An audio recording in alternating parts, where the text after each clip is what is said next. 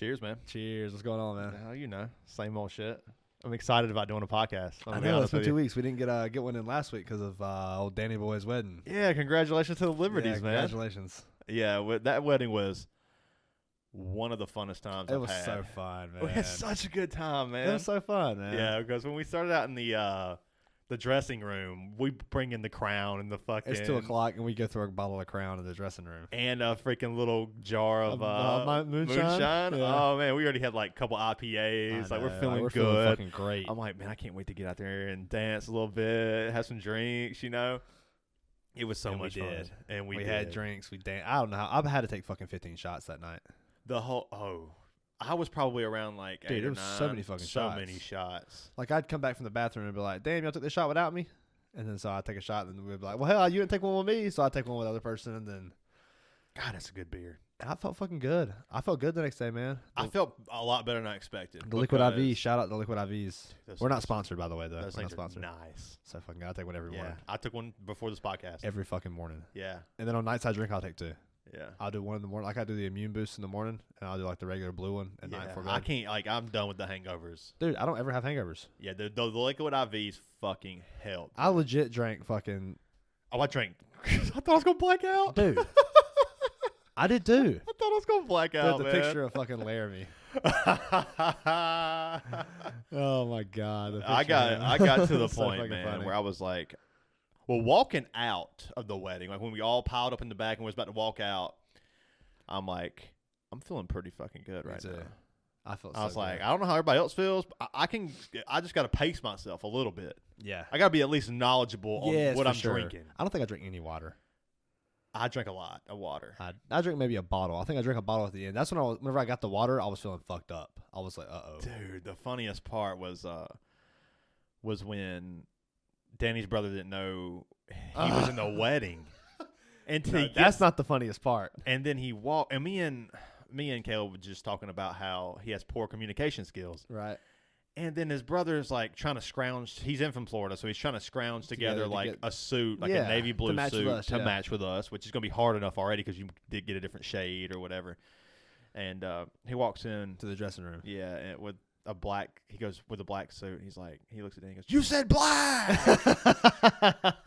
And oh God, it was so good. I look at me and Caleb look at each other like we just start laughing. We had just talked about like literally 5 seconds before that. Yeah, about how his communication skills. God, that beer is fucking delicious. It's man. Really good. We're drinking Bell's Two Hearted IPA. Yeah, it's definitely a stouter IPA. Yeah, it's a 7%. If you like IPAs, you'll probably like the beer. That's probably standard for an IPA, but it's a little high. It's a little hoppy. It's a little hoppier too. It's got some hops, but it's good though. I really like it. It's a little hoppier than most IPAs. I feel like regular, like a Sierra Nevada. This is a better than a Sierra Nevada. It's a better Sierra Nevada. I think so. Yeah, you gotta be careful with these motherfuckers though. That puts you on your ass. I mean, that's what I typically drink whenever I drink beer. I guess is 7%.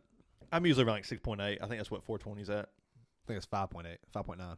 Yeah, it might be. I might be 420, 5.8. Yeah, something like that. Okay, I'm thinking. Yeah, it might be 5.8. Which is still fucking. Yeah, that's good. I feel like most American IPAs are around that 6.0 range. Yeah, for sure. But them hazies, they be getting up to 7 and 8, 9. Hazies can be just a little thick for me. I mean, I like them. I'll still like drink them every now and then, but I kind of lean towards the pale ales, American pale ales. I've been slowing down on the drinking, man. Just trying to get healthier. I've slowed down a little bit myself. Trying to get healthier. Yeah, I had about 5 or 6 last night though. I will say. Yeah, I had some vodka sodas last night. Yeah, it was good. It was nice and refreshing. Went and saw the WWE SmackDown last night in Greenville. It was so fucking fun. You just texted me. You said you never seen so many neck beards. Dude, it looked just like a fucking metal show. That was the same really? crowd. Same crowd. Yeah. Bunch of redneck guys out there too. Oh yeah, some of them. Yeah. Did they have a bunch of signs up? So many signs. That's like the thing. There was one group that had a sign that was WOOOOOO exclamation points. Woo! Yeah. So good, dude. And because apparently, his daughter was in that one. Charlotte Flair. Yeah, so she was out there, and she won. And she beat the girl. Yeah, she was she's going like one of the big names. their move. And it was so fun. And we had such a good time. Does she do like the figure 4? Is that her like signature move? No, I don't know what her signature move is. Okay. But she went and beat the other girl. So the other girl was trying to do this move on her, and she kept getting out. And then Charlotte Flair did that move to her and beat her. Like, did her signature move on her.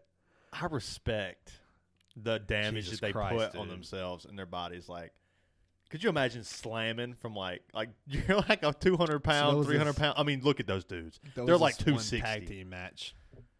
It was these guys. I don't remember what the one team was, but the other team was the Viking Raiders. And they come out in these big-ass Viking shields and got, like, the fucking God of War paint on and shit. And they come out and they fucking throw their shields off. And they got the fucking Celtic skirt, like the Viking skirts. Some Jonathan Davis shit. It's cool as fuck. Don't get me wrong. But these dudes, like, one of these guys has got to be 350. He's like fucking 6'2", fucking like big boy. Big boy, yeah. But not like super jacked. He's like kind of chunky, 350. Okay. And one of the other guys from the other team is literally picking him up. Fucking like standing him straight up. If you guys aren't seeing the podcast, I'm reenacting this. I'm about to show you one, Sean. Slam me through this table. www.youtube.com/brewcolorpodcast.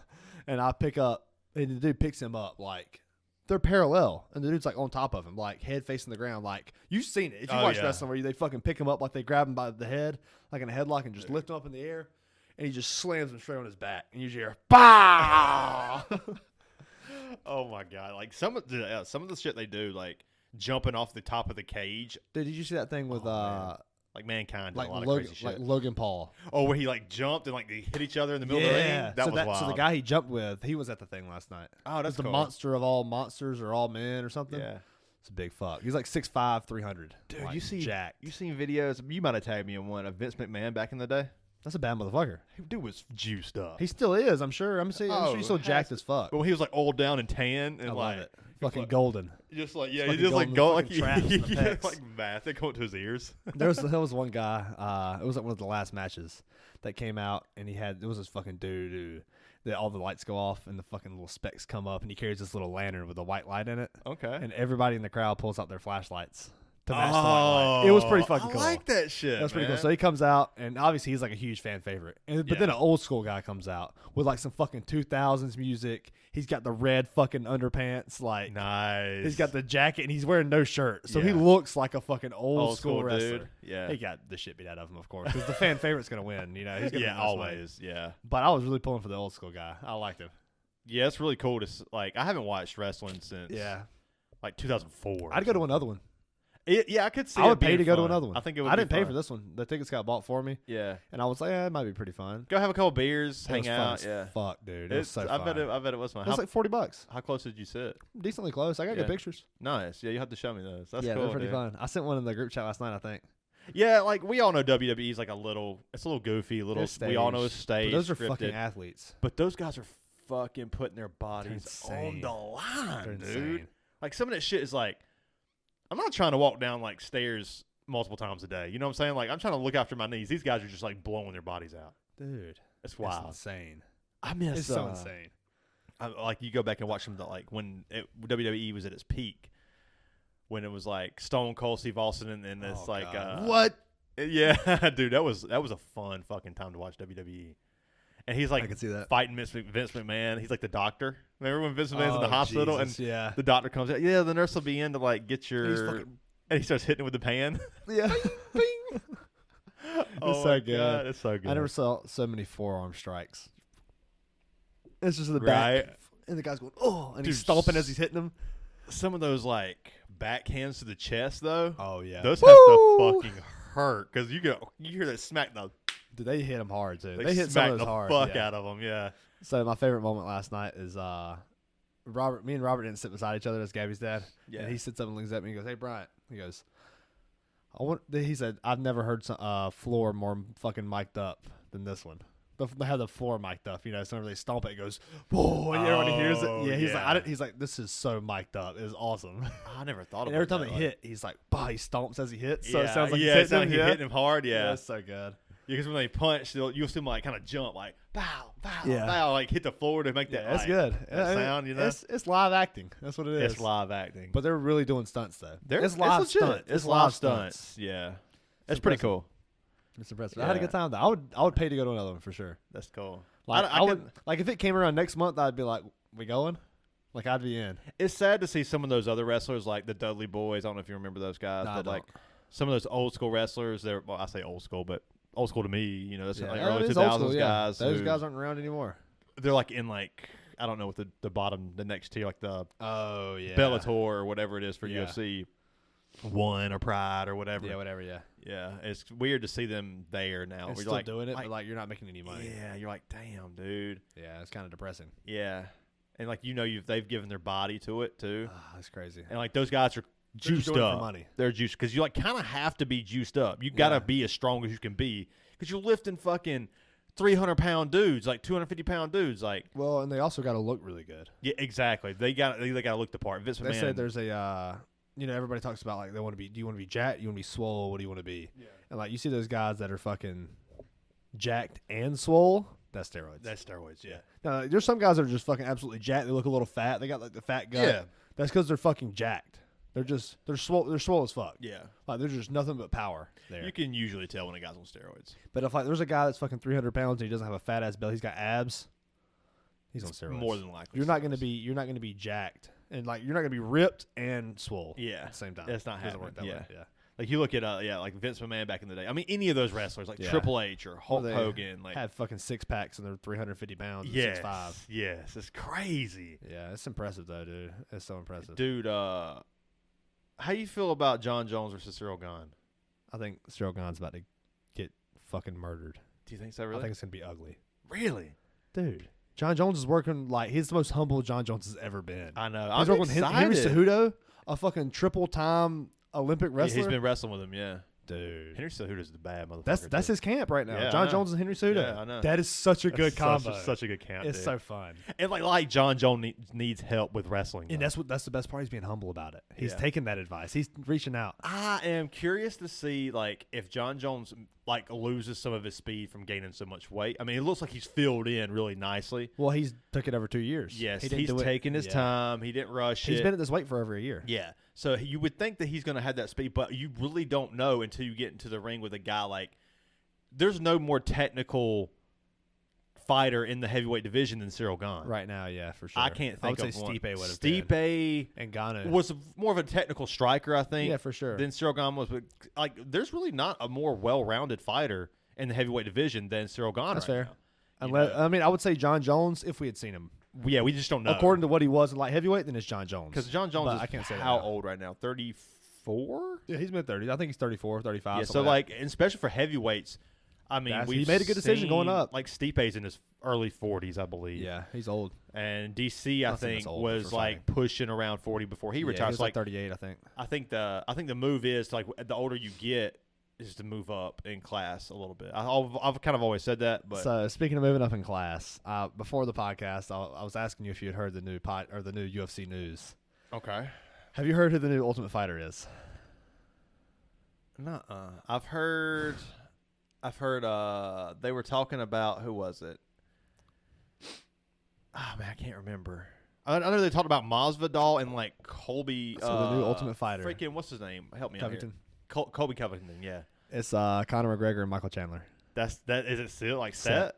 Yep. That's gonna be great. And then they're fighting, obviously. Conor McGregor! It's in. Like, it's set. I want you at your best. It's gonna be the next Ultimate Fighter season. I think they're supposed to fight in April. Oh, you know it's gonna be dramatic too. It's they're going so good. It's gonna be like so good. They're gonna turn the WWE up on that one. I'm okay with it. I'm okay with it too. So I love that shit. It's so fun. Ultimate Fighter's fun. I watched the Juliana Pena and that was a good one. I enjoyed that one. Yeah, I really thought that I can't remember who the guy that Usman fought, but for the finale. Yeah. But I really thought Usman's brother, Muhammad Usman. Yeah, I really thought he was gonna lose. I remember you telling me he wasn't that good. He seems like he's fighting very timid and like he seems like he's still learning.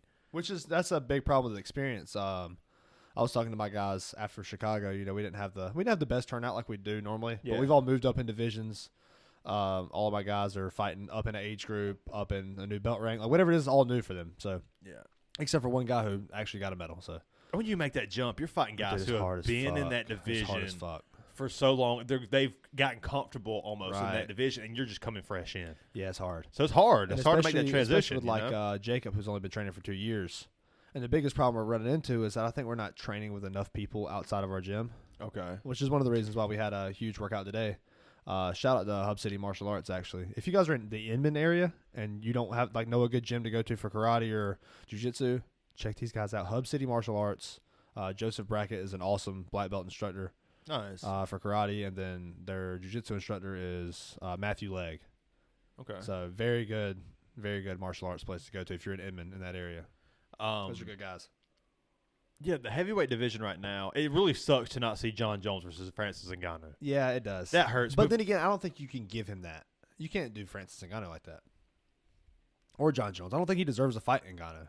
You know, I understand where you're coming from. I think Cyril Gane or Stipe would deserve a shot at Ngannou before Jon Jones. I mean, in all fairness, Stipe deserves. He's beat Francis once. Francis beat him. Yeah. He deserves the trilogy. But it's going to be bad. More than likely. Because Francis is peak Francis right now. Yeah. Well, he's just coming off the ACL tear, the knee surgery or whatever. So there could be a setback. He's going to go to boxing.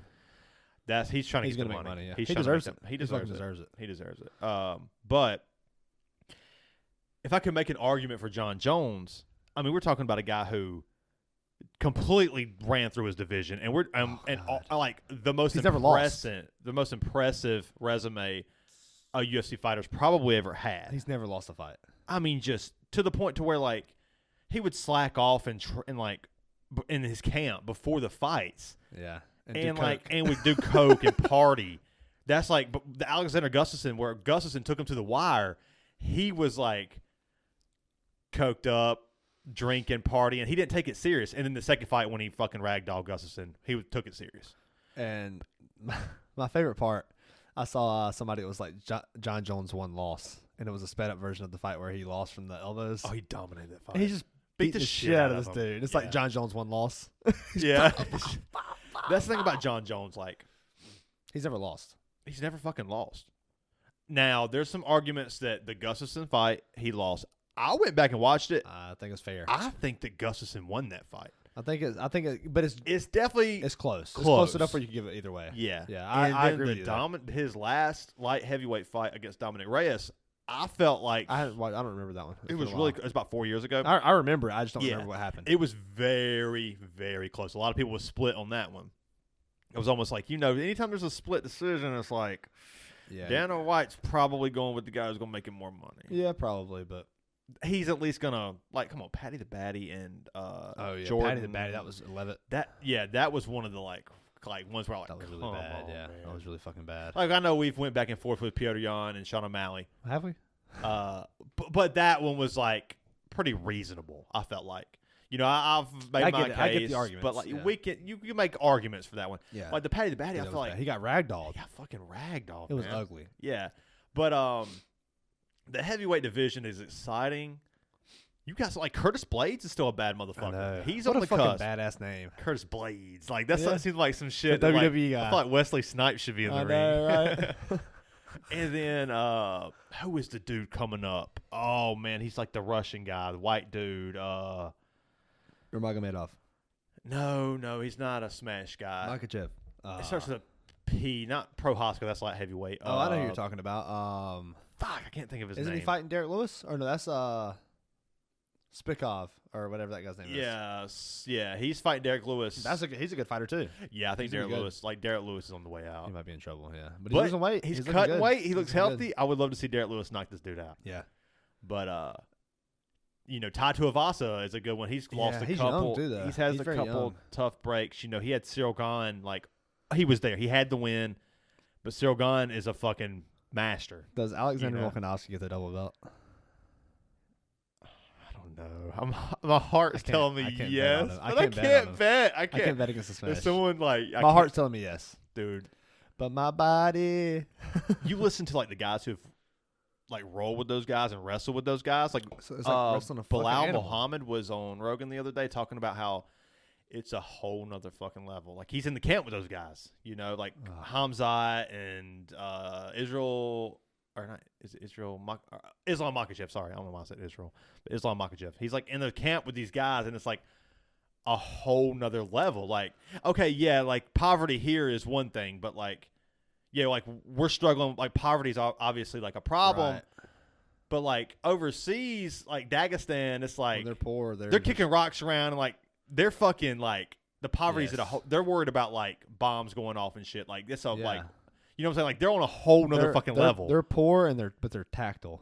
Yeah. So like they're training for like life and death. Yes. It's a whole nother level of shit. And a lot of poor people over here are like, what are they going to think about me in school? Exactly. Poor people over there are like, I must kill the enemy. Yes. And that's not a joke. Like, it's kind of funny, but that's not a joke. It's not a joke. No, that's fucking spot on. You know, like, these guys are, like, fighting for their lives. You know what I'm saying? I'm like, fighting for my fucking life. Shout out R. Kelly. No, not shout out R. Kelly. But, dude, I'm like, here's the problem with it is that if Makhachev goes in there and ragdolls, there's, they trade blows. He takes him down. He chokes him out and smashes him. Oof. Who the fuck can stop the smash? Volkanovski is on a fucking whole nother level. Yeah, that's you true. watch the Korean Zombie fight, and you're like, this is like, we're talking about, this looks like you versus me in a fight right now. You know what I'm saying? Like, this is it was bad. Embarrassing. It was really bad. Like, he was like Korean Zombie. I mean, he's no bum. And we've seen Volkanovski in trouble too, like against Brian Ortega. They call him T-City. He had him in the triangle. Dude, the guillotine was tighter. And the guillotine was so tight. Like, dude's face turned purple. That's the problem, I guess. And he slips out, and somebody interviewed him on that. They're like, whenever you got out of that guillotine, like, were you kind of like, oh, thank God? He was like, oh, he had to be so loud. He goes, no, I was fucking pissed. And that's why I stood up and slammed him on his head and punched him in the mouth. I fucking love Volkov. He said it pissed me off because he almost tapped me out. Dude. He said it pissed me off. He said I wasn't like happy that I was out of it. He said I was mad that he almost got it. Dude, if Makhachev beats Volkanovski, I'm a little concerned about the direction of the sport because who's going to stop these guys? There's more Dagestan guys coming. There's There's 3 or 4 of them right now. Yeah, that are climbing. It's going to be pound for pound rank. Nurmagomedov, Makhachev, Nurmagomedov. Yeah, Makhachev. Chimaev. Yeah. I'm a little concerned for the sport. Like, Michael Chandler had a statement the other day saying that he thinks that he was claiming that the counter to the smash is just phenomenal wrestling. Like, American wrestling can stop it. He's saying basically what everybody – I don't just – like, it came he's across, right. He's 100% right. Yeah, but it came across to me as like – he sounds like it's so easy. But the thing is, you got to remember, too, martial arts is ever evolving. Always. And that's the thing. There will never be one style that dominates. That's all sports, though. Look back like 20 years ago. The fucking ground and pound was the move. Ground and pound was everything. But it was also striking, too, because you see, like, those Dan Hendersons, those like, Chael Sonnen kind of had this smash early days. Yeah, for sure. You watched the fight against Jon Jones. Anderson Silva. Jon Jones. But Jon Jones could also strike with you. But you look at those, like, Lyoto Machida was a karate-style fighter. And then it started moving towards that. Anderson Silva, then you got Israel Adesanya, you got guys like Conor McGregor, Sean O'Malley. Like, all those guys that still move towards that, which Sean O'Malley is still around, like, in that later era, obviously, of, like, where the striking was, like, huge. But, like, that's what got people into fighting was Anderson Silva and Conor McGregor and shit like that. Yeah. There was some depth. There was, like, you look at Rampage Jackson back in the day. Yeah. Big-time wrestler. Kimbo Slice. Without wrestling. Yeah, to me, it was more of a striking game back then. Yeah, that's what I'm saying. Like, but also, there was some touches of the wrestling back then, too. Like, yeah. I mean, you wouldn't see, like, Anderson Silva, Lyoto Machida, Shogun Rua. Like, those guys were all strikers. Yeah, for sure. For the most part. But you did see some of those wrestlers, like GSP. GSP, yes. Fucking phenomenal. Black belt in karate. Yes, GSP is a good example. He was a phenomenal wrestler. But yeah, and I guess I refer to around here a lot of times too, which people like wrestling and all, but I don't know. I feel like a lot of people around here are more inclined to want to do striking. It seems that way. And there's probably a lot of because of Stephen Thompson's influence too, with him being from the area. Dude, he's one of the greatest strikers in UFC history. He's awesome. Yeah. He's fucking phenomenal. Like you watch, go look at Stephen Thompson highlight reel. I mean, everybody's got a badass highlight reel. Let's be honest. Yeah, for sure. But like, dude, it's different. His distance is perfect. If you're gonna, you can't. He's a 56-0 kickboxer. Yeah, that's impressive. You don't want to stand with him. Him and Adesanya, like you don't stand toe to toe. I think you mean Alex Pereira. Alex Pereira. Pereira. Yeah, dude, that was a bad motherfucker too. It still is.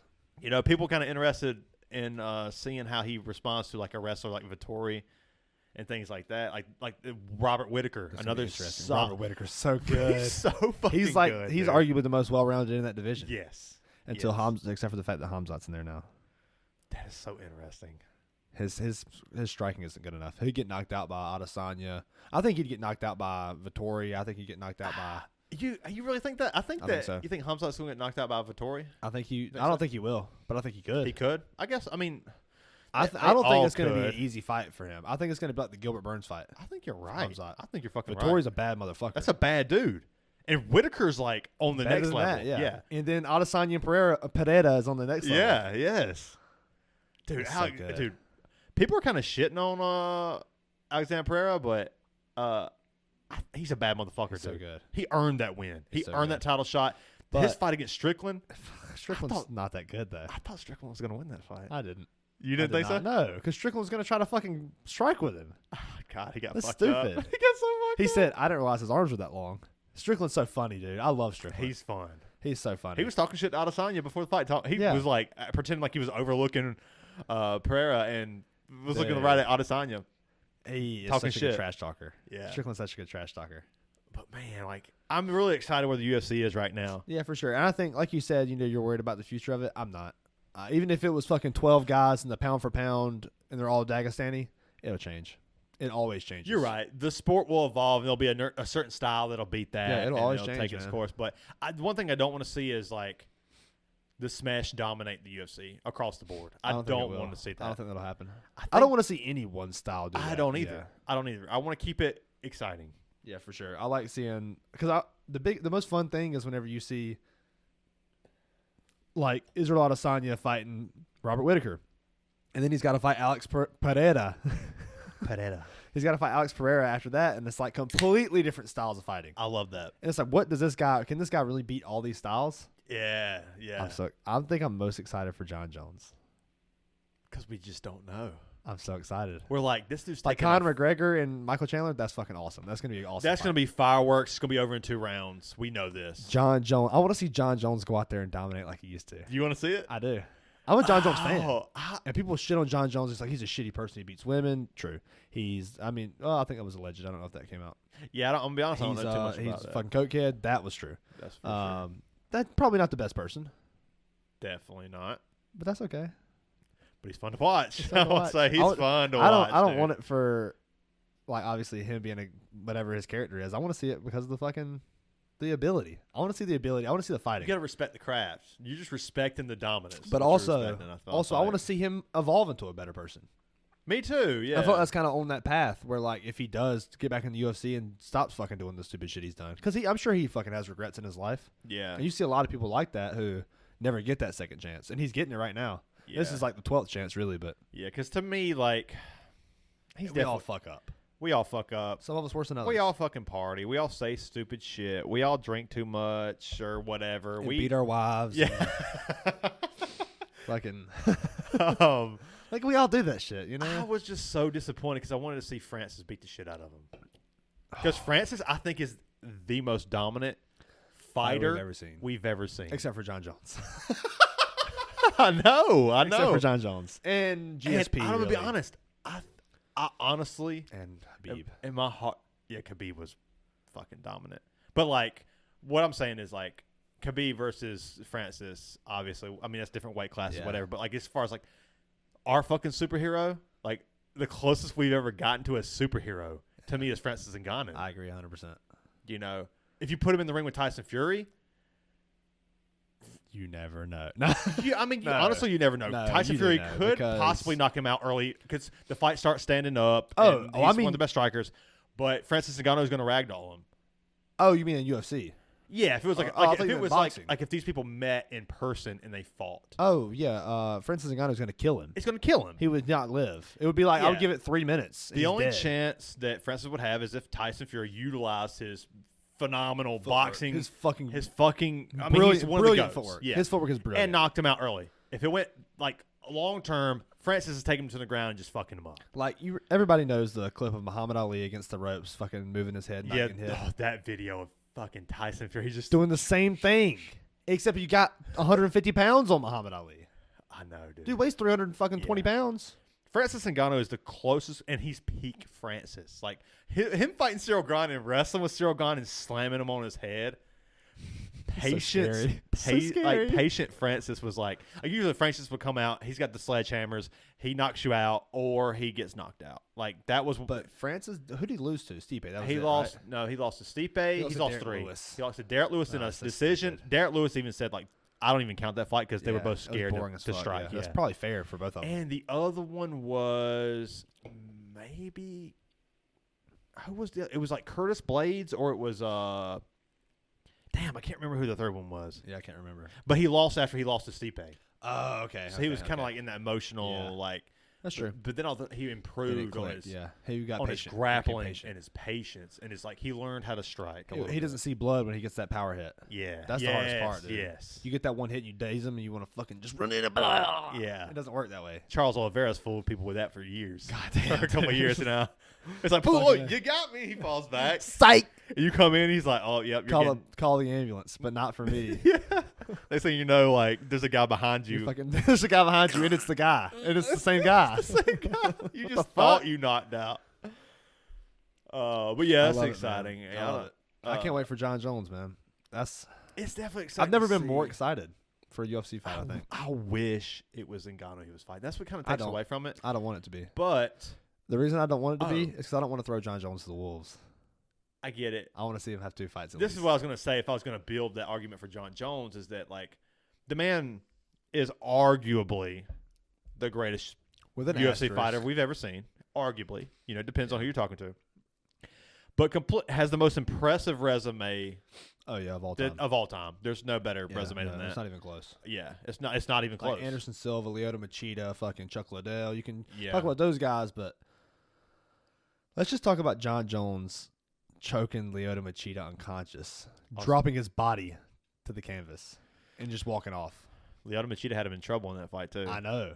That karate blitz. He was getting with that karate blitz, so man. Good. It was so much fun. He was just like tagging him and then bouncing out, you know, like blitzing in, tagging him, and then bouncing out. And you can hit hard with those, too, man. It was so much fun to watch. And then, like, Lyoto Machida I think he just started to get tired. Dude, it's hard. It's hard to maintain that pace against the fucking 6'3" giant. He's a monster, dude.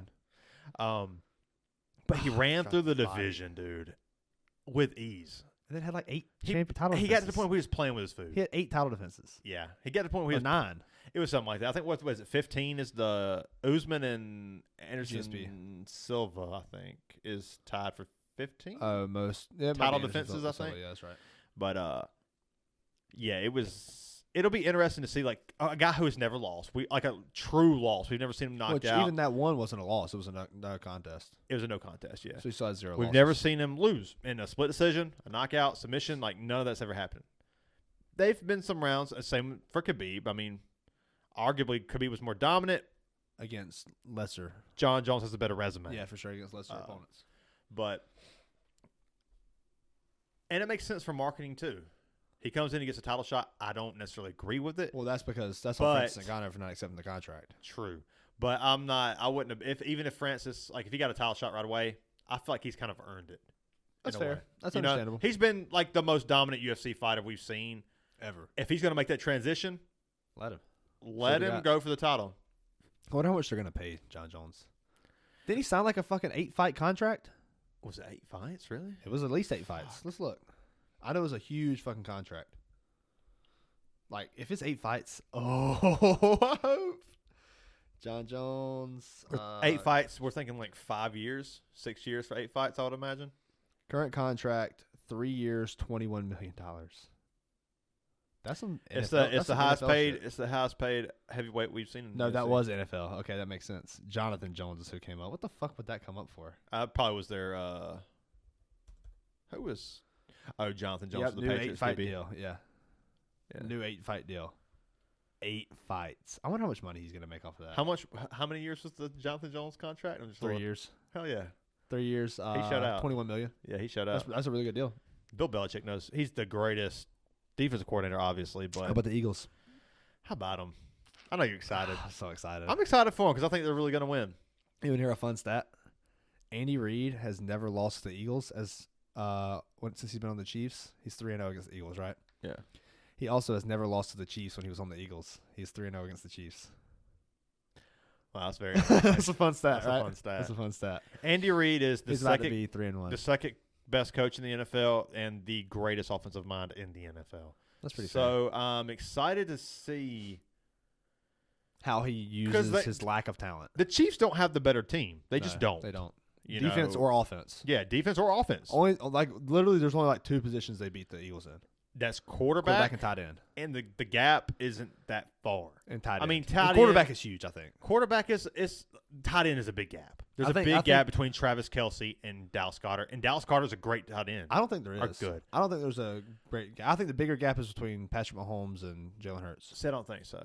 Because I think that, I don't know. I mean, I'm still living off of that Oklahoma fucking Lincoln Riley carrying him offense. So I don't know. I don't fucking know. Oh, I was the biggest critic of. I still don't know if I believe in Jalen Hurts. I believe in him. He's got the fucking will. He's in the Super Bowl. He's got the fucking will. He's put up the numbers. He's in the Super Bowl. The thing is, I was just wrong about Jon. The thing is, last week against the 49ers, he just didn't make mistakes. He didn't play the greatest game. He went out there and he overthrew some people, and it's going to happen. Nerves are going to happen. But he's also playing against San Francisco, the #1 defense in the league. Yeah, and Kyle Shanahan, who's the second greatest offensive mind in the league. Yeah.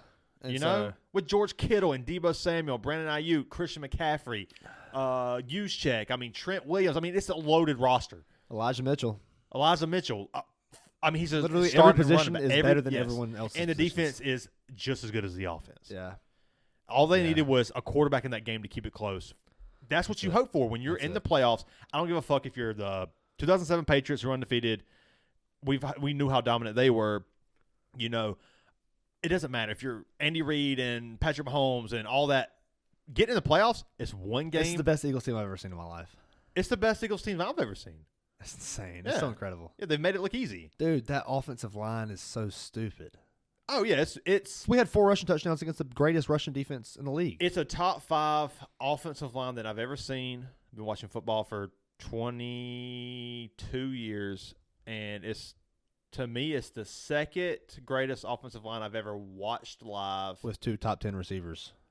And a top 5 tight end right now. Dallas Goedert, to me, is a fucking top 20 running back.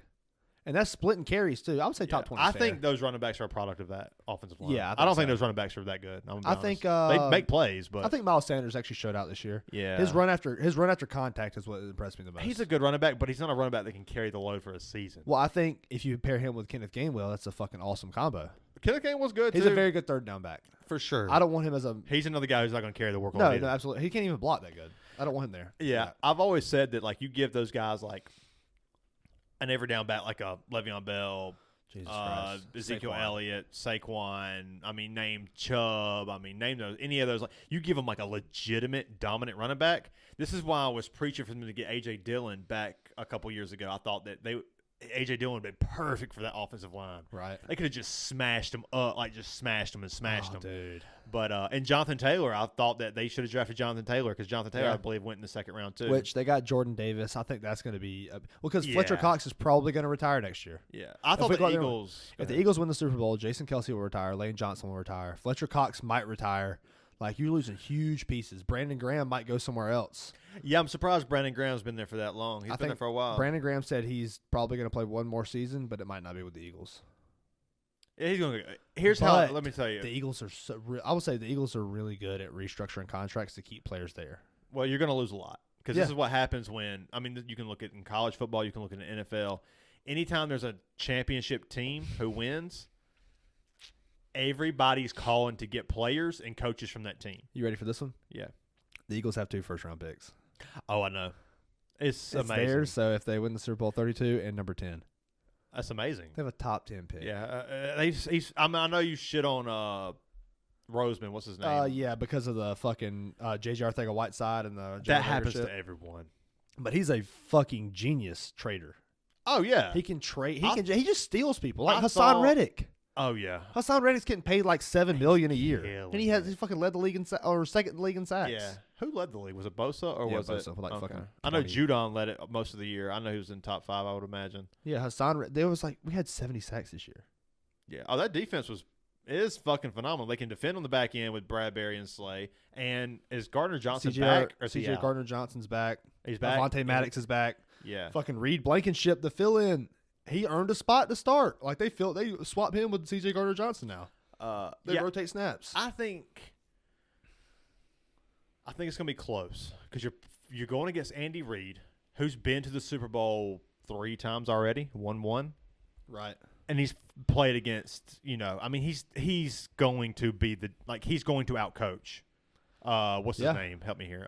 Nick Sirianni. Nick Sirianni. Yeah. He's going to outcoach him. That's just how it's going to be.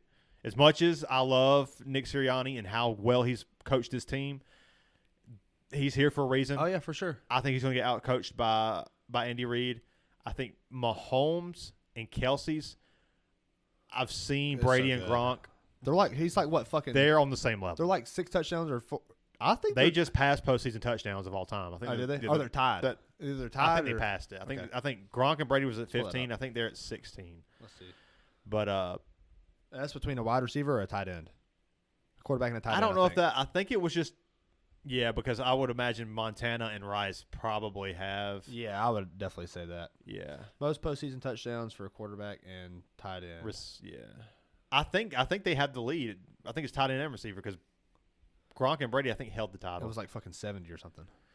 No, it was like I think it was 15 for Brady and Gronk. No, yeah, 15. I don't know what I was thinking. I was thinking I don't know what I was thinking of. I was thinking of their fucking. Did you see the thing where Brady has thrown a touchdown to 98 different receivers? God, could you imagine just throwing 98 touchdowns in the NFL? Much less of fucking 98 different receivers. Yeah, that's ridiculous. Yeah, I was looking at the. I stopped reading. I was looking at the when Brady retired the other day. I was looking at all the records. Patrick Mahomes, Travis Kelce moving to second place for most playoff touchdowns. It's like a touchdown behind, maybe. I know it was like it looked like they were going to pass it. I remember thinking they were going to pass it. But they're at they tied it with Gronk at 15. Yes, they tied. They're tied with Gronk at 15. Okay, Gronk see, I thought they had 16. And then number 1 is I guess Rice in Montana. What are they at? I don't know. Maybe they're at 16. Maybe that's what I saw.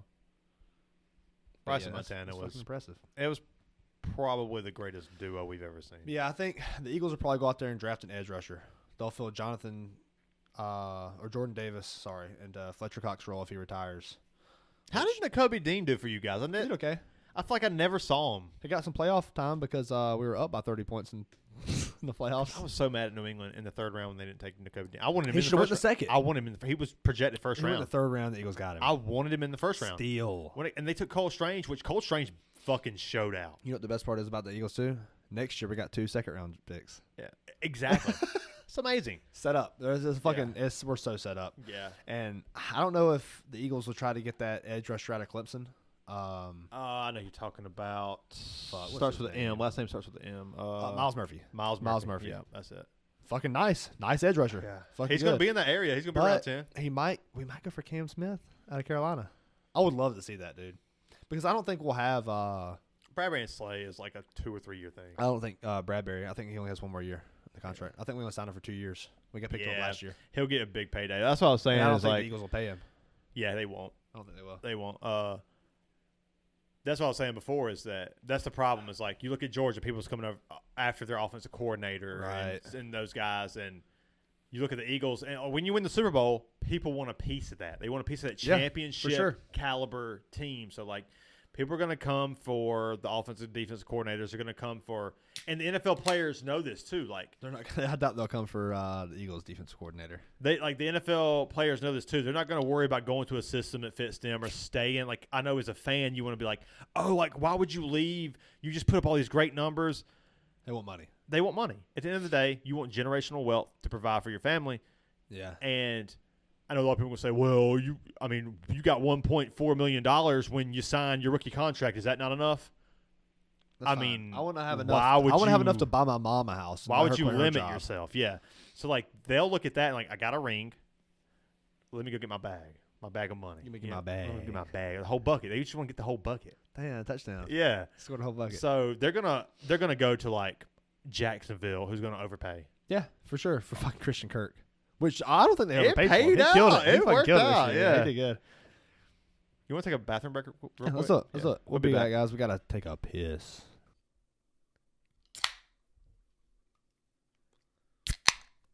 Oh, it was a little late. I didn't have my beer, man. Cheers, man. We're back. So, I've started gaining a lot of weight lately. I gained maybe like 10, 15 pounds. It wasn't nothing crazy. It's easy to do. But it was like really slow, and I was lifting at the time, too, so I was gaining a little bit of muscle. But then I stopped lifting, and I stayed the same weight. So like the muscle wasn't still going, and I was just getting fatter. Yeah, because the problem is like the more you work out, the more your body demands. It's like you get hungrier the more you work out. Yeah. That's why you see these bulky motherfuckers with a big ass belly.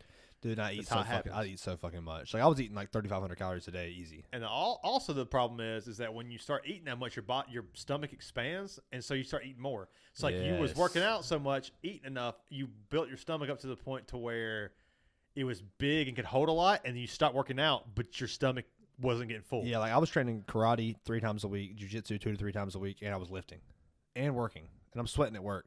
So I'm hungry as fuck every minute of the day. I know this. I know the feeling. I'm the same way.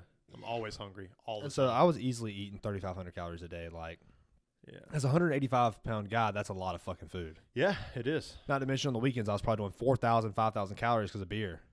Like, I'd probably eat the same and drink fucking 5 or 6 IPAs. Dude, you always tell me how many calories IPAs are.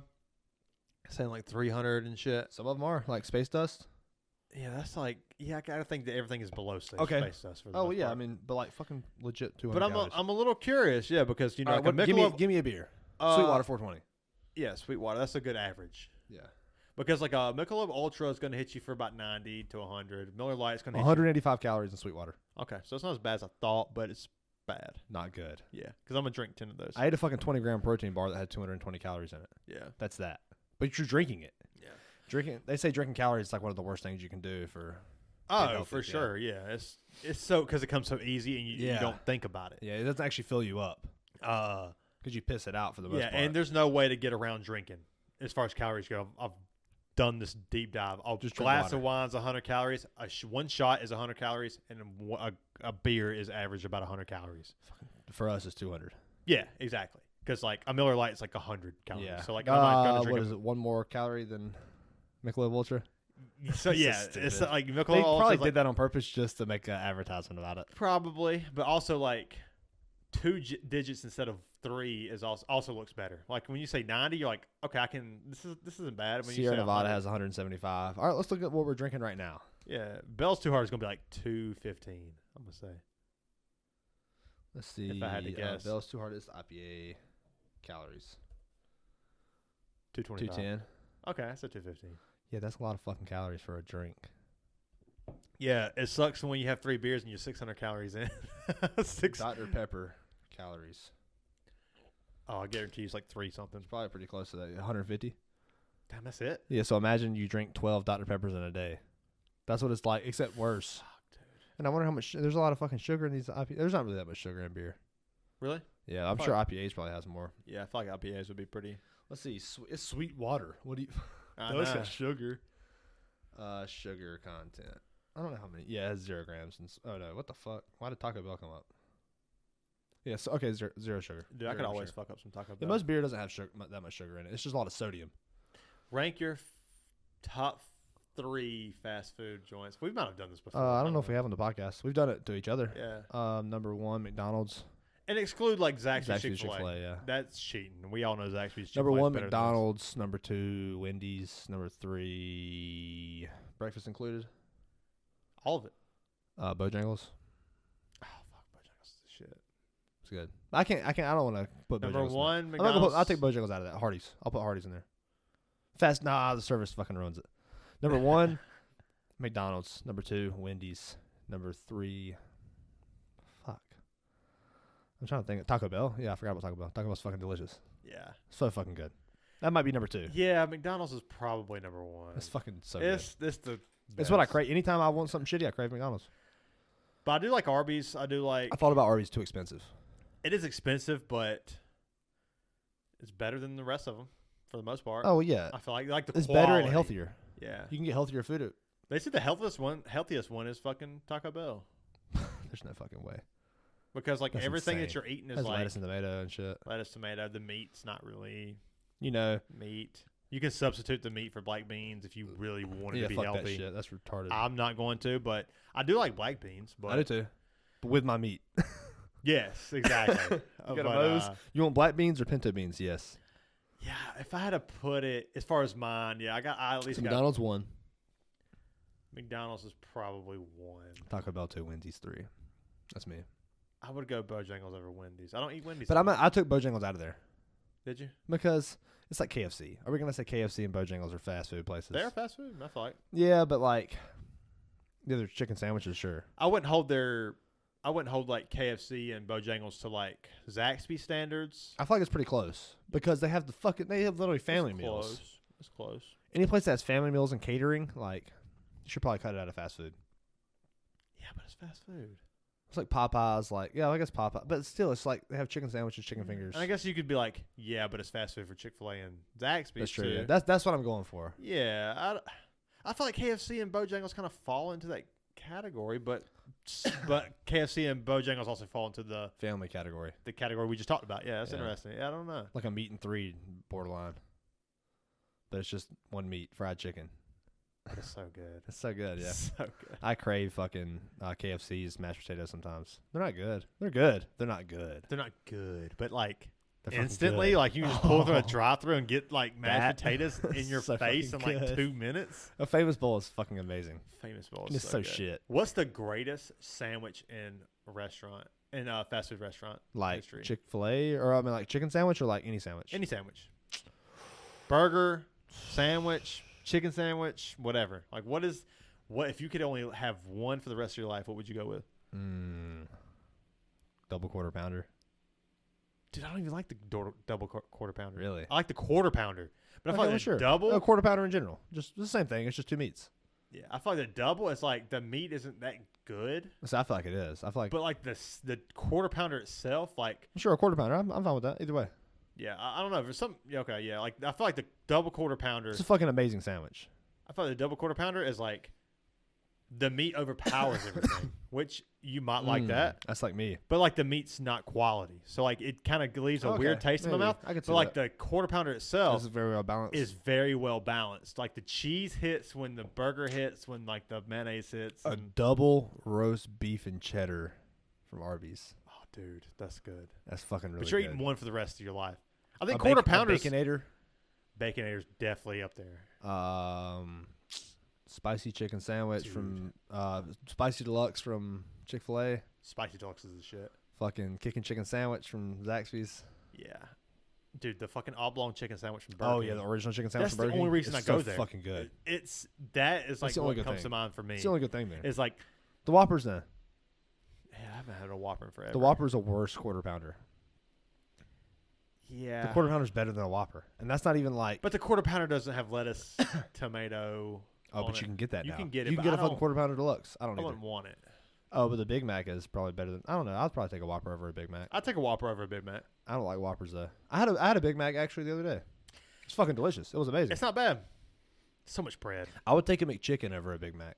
I would take a McChicken over a Big Mac, too. McChicken's good as fuck. McChicken is good. It's a fucking good sandwich. McDouble. I was between McDouble and quarter pounder. If it's fresh... With the pickles and the onions. Yeah. The fucking diced onions is so good. So good. The diced onions on a McDouble. So good. With the pickles and like the cheese and just, the McDouble's up there. McDouble's up there. You going McChicken or McDouble? Well, they're not McDouble, double cheeseburger because it has 2 pieces of cheese. McDouble only has 1 piece of cheese. Yeah, but I feel like the McDouble's a little more iconic. Yeah, because you're going to. Yeah, sure. McDouble. You're going for McDonald's because you're trying to eat cheap. And you go cheap at McDonald's, so you get like... I've never ordered a double cheeseburger. I always order double cheese. I don't ever order McDouble. I've always ordered a McDouble. I like the 2 cheese makes a world of difference, dude. I can see that. Their cheese is actually pretty flavorful. But I feel like the McDouble is definitely ordered more than the double cheese. That's probably fair. Double cheese probably better. That's probably fair. I mean, an extra cheese. Well, I mean, it's got to be better, right? Yeah. You taking Chick-fil-A's nuggets or McDonald's nuggets for the rest of your life? Chick-fil-A's. Not even close. Not even close. I think it's kind of close. I do like McDonald's nuggets. But like, really, if I'm feeling like, maybe that's because I live closer to a McDonald's than I do Chick-fil-A. I do too. I mean, not really though. It's like a minute difference. For me, it's like 15 minutes difference. Yeah, but once, like, if you live like me, exactly, you're gonna go to Chick-fil-A. No, dude. Sometimes you don't want to drive to Chick-fil-A. It's like half a mile. Well, you gotta turn left. Yeah, I gotta turn left and then right. But you gotta turn left out of there. That's the problem. Yeah, so like. McDonald's is right there, and I can see the line when I'm pulling up, trying to decide. Like, because pulling out of my driveway, you can look to the right, and you're like, you can see if McDonald's is an option based off the line. Wow, yeah, that's so fucked. Like that's really nice. Like in the mornings, I'll just kind of swing in there and get like, I'll spend a 30 seconds, a minute to get a chicken sandwich. Or not chicken sandwich, and chicken biscuit. Your order up. Dude, they have a good fucking chicken biscuit. They have the McChicken biscuit? Not the McChicken biscuit, but the McChicken's good too. But their chicken biscuit's good. They're like legitimate chicken biscuit. It's good as fuck. It's fucking good. I know. I'm glad I turned you on to that. Yeah, you turned me on to that. I was like, good. I'm going to try it out. And I was like, dude, this is actually pretty good. It's good. Dude, Hardee's chicken biscuit. Oh my God. It's like 700 calories. Here's the problem with Hardee's, man. They fucking. This takes so long. If it's fresh, it's the best breakfast. So fucking good. Best breakfast, dude. It's not even close. Chick-fil-A's trying to keep up. Because Chick-fil-A is always fucking fresh. Yeah, but Chick-fil-A only has chicken biscuits. Like, you get their fucking... Oh, you can get the burrito. You can get the Powerball. Okay, you can get the, I will say, the fucking... I'm going to call it a big muffin. But yeah, I know what you're talking about. English muffin. If you get, like, the grilled chicken... egg white sandwich. Dude, that is so... You feel so clean. Yeah, I'm sure it's delicious, man. But, like, the problem with Hardee's is, like, I swing by there. Like, here's like, if I'm going to get a biscuit, here's what I do. I'm pulling up. I'm looking at McDonald's. If it's wide open, I can swing in for 30 seconds and grab one. I will. If they're backed up, the next thing is like, I'm going to work. I'll look at Chick-fil-A. Always backed up. I usually skip over Chick-fil-A. Right. Yeah, but on the way into Malden, it's backed up, but you can get through there fast. Dude. They're so good. On the way into Malden, there's Hardee's. Maybe one car in the drive. I can't figure out why, but I know. I mean, I guess I can. Hardee's and Chick-fil-A, it'll take the same time with the one car versus the 20 cars. The problem is that I'll get like a loaded omelet biscuit. It's got like the egg, the cheese, ham, the cheese, the bacon diced up. Yeah, it's a loaded omelet biscuit. Yeah, it'll be cold half the time. That's because you're getting a loaded omelet. You need to get like a steak and cheese. Anytime I get a steak and cheese there, the bread's perfect and the fucking steak is perfect. Yeah, I get it, but like I like the loaded omelet. Why can't I just get it? Like sometimes when it's fresh, it's the best. Yeah, I can see that. Yeah. The problem is like Chick-fil-A is always going to be fresh. Everything else is probably you're taking a chance. You're taking a chance on McDonald's fries. You're taking a chance on Burger King's fries. That's true. You're taking a chance on Taco Bell or KFC or Bojangles. Not so much. Yeah, Bojangles pretty fresh for the most part. Bojangles and Hardee's, I feel like, are the best breakfast. I would take Bojangles and Hardee's both over Chick-fil-A. Chick-fil-A is more quality. But if I'm getting chicken, I'm going to probably go to Chick-fil-A every time. That's true. But that's just because those hash browns, they have the best hash bowls. They have the best hash browns, though. Over Hardee's? I would take them. Hardee's the same. Hardee's is just greasier. It's the same shit, but greasier. They're so good. That tastes better. I don't think so. I would go Chick-fil-A. They're crispier at Chick-fil-A. Really? You think so? Chick-fil-A's got crispier hash browns. They're fresher. They're fresher and crispier. That makes them better to me. But I think that's because the large is smaller than Hardee's large. You can't get a large at Chick-fil-A. It's just exactly. It's just the same. And that's why Hardee's you can get a large. You're getting more, and they sit there longer. They're soggier. Gravy from. There's no better biscuit and gravy from Hardee's. Yeah. God damn, it's so good. It's not even close. It's not. Yeah, I mean number 2 is probably Bojangles, and then 3 is probably McDonald's. Yeah, I've never had McDonald's. Oh, I might have. I don't know. It's not that good. If I'm going to McDonald's, I'm getting a fucking. What about the McGriddle? Yeah, McGriddle. I'm getting a sausage and cheese McGriddle. No egg. Egg's too much. They make I get the so sausage egg and cheese McGriddle. It's so good. The sausage and cheese McGriddle is so good. So much egg. It's delicious. Dude, have you watched Jonah Hill's new movie? No, I haven't. With is it You People? I think it's called You People. With Eddie Murphy.